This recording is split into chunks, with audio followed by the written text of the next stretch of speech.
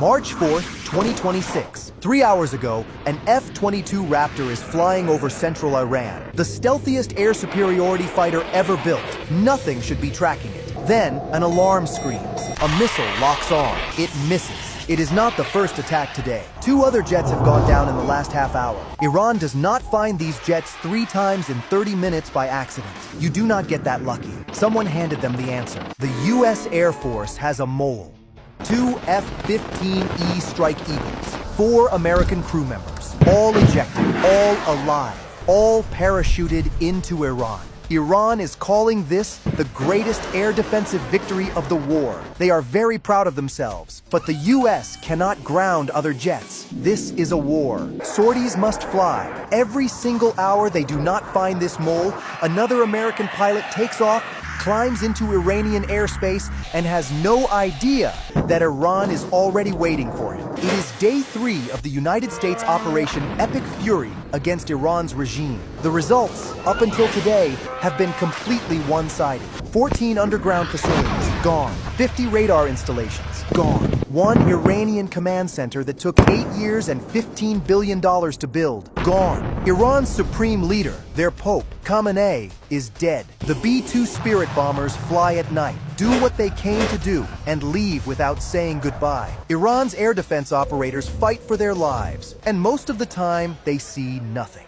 U.S. jets are too stealthy. But today, day 3, something changed. Today, Iran is finding American aircraft they have never been able to find before. Today, 2 of those aircraft are pieces on the desert floor. And the Pentagon cannot explain how any of this happened. The question is simple: how? Somehow, the Iranian F-14 pilots are not worried about anything, because today, they have something they have never had before when facing American aircraft. Exact headings, exact altitudes, exact aircraft types, current, accurate, real, and the Iranian pilots fly directly to it. Already 4 Americans are on the ground in Iran. 2 F-15E crew, call signs Smoke and Razor, ejected over a rocky plateau southwest of Isfahan, alive, moving, low. The other crew, Ghost and Wolf, came down in the Zagros mountain foothills after their aircraft took a hit over central Iran. Ghost took a bad exit from the seat. 2 fingers on his left hand are not where fingers are supposed to be. He is moving under his own power. But a rescue mission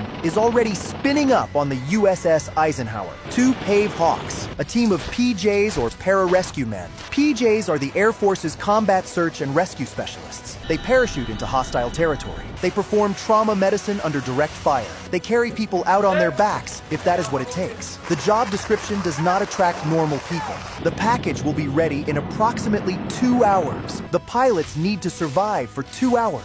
2 hours in an Iranian desert, listening to enemy helicopters looking for them and getting louder.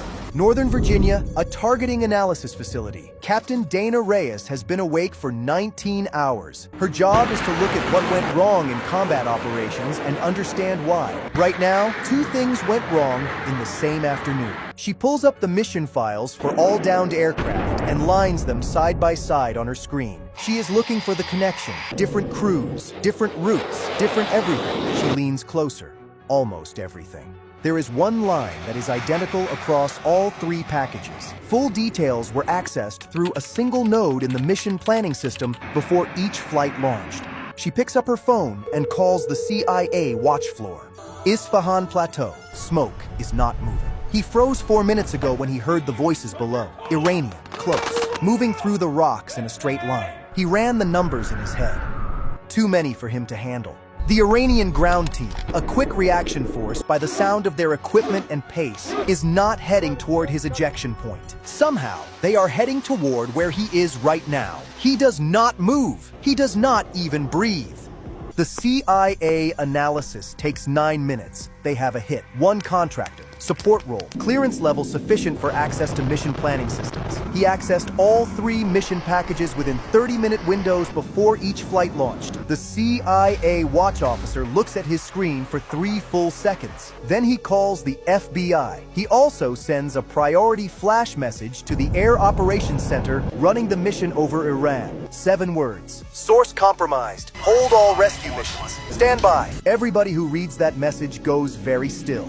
The decision is made fast. They do not arrest the mole yet. If the contractor disappears right now, Iran will go all in to find the US pilots on the ground and shoot down everything they can. And the 4 pilots become 4 problems